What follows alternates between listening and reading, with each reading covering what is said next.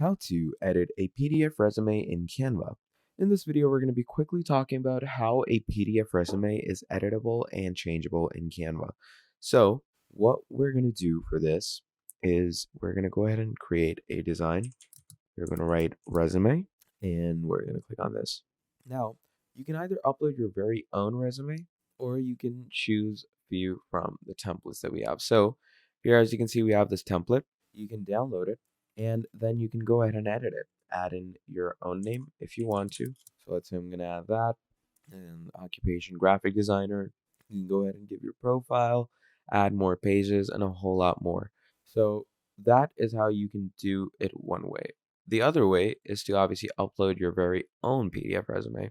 So, what we can do in this case, you can't really edit it much because it's already there and it's already done.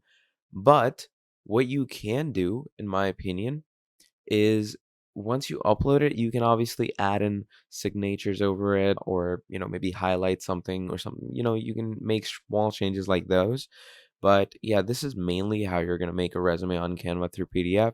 And to simply export it in PDF, click on Share, Download, go ahead on PDF Standard, click on Download, and you should get a PDF resume in Canva.